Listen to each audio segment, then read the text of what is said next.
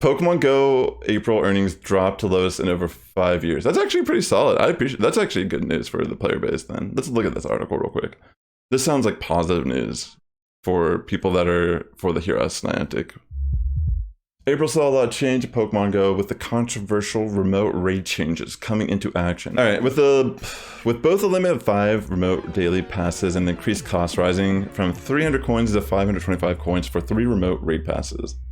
Hear Us Niantic came back with a vengeance, with many active influencers and creators calling on Niantic to reverse their action. Barring an interview with Eurogamer that dropped the same day the news was shared, there has been no communication from Niantic regarding this decision, which has further impacted the community who feel even more they are not being listened to.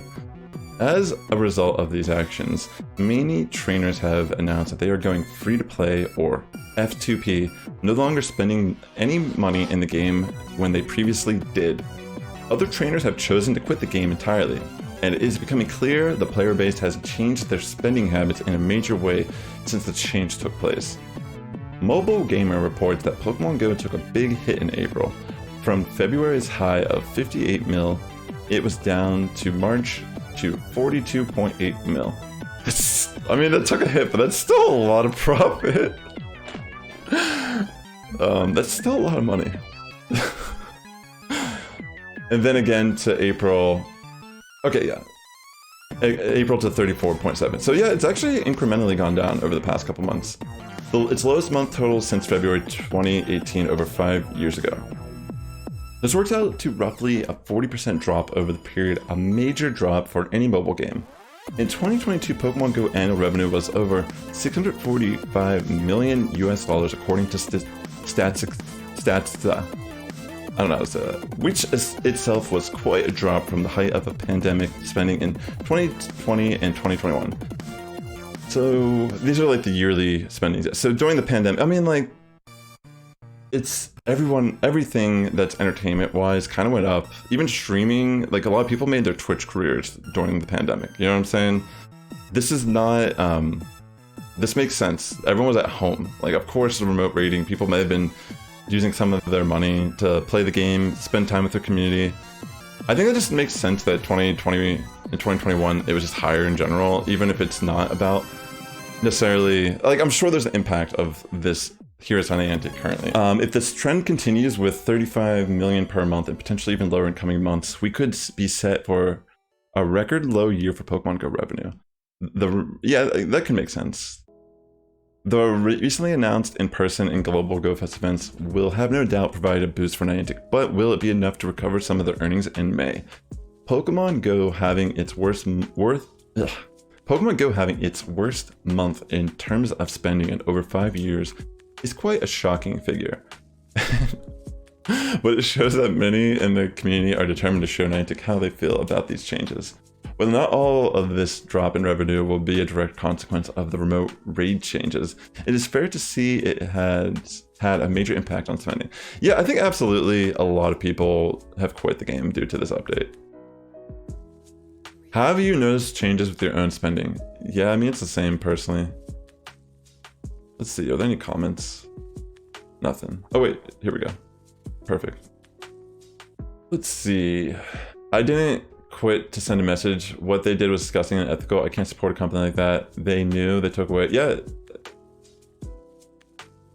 I don't need to read all this, but we get it.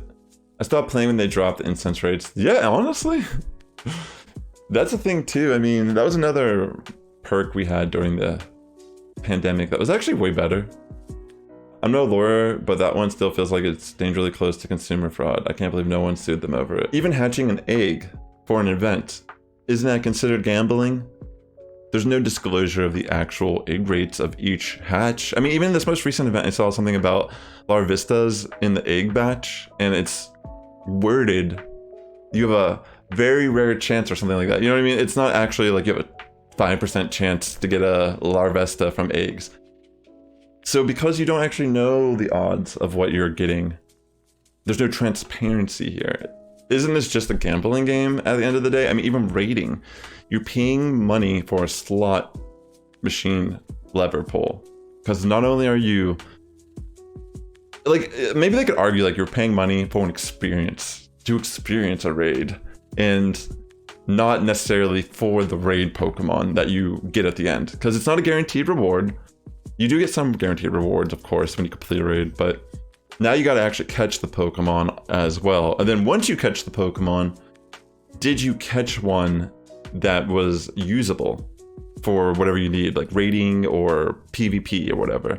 So there's like so many layers of, shouldn't this game's functionality already be considered fraud or illegal? Because a lot of people, like, isn't gambling regulated in most countries? I feel like this is just straight up gambling. Like, I've always had that opinion on the egg events and raiding in that regard. Like, yeah, if you're just playing for raids, you don't really care what you get. Like, sure, you're just getting like a text entry.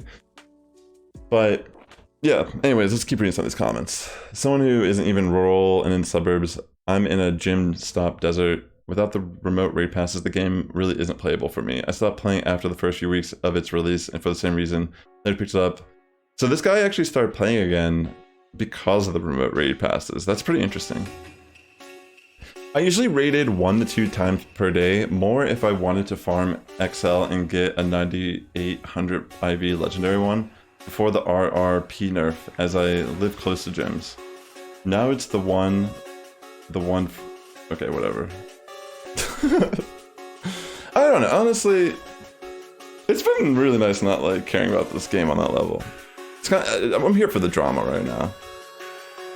It's good to see that. So take care, friends. Sass Squad is getting stronger each and every day. Have a good morning, evening, afternoon, wherever you're tuning in. And I'm going to be going to Portland this weekend to compete in some VGC. I'm very excited. Have a great weekend, friends.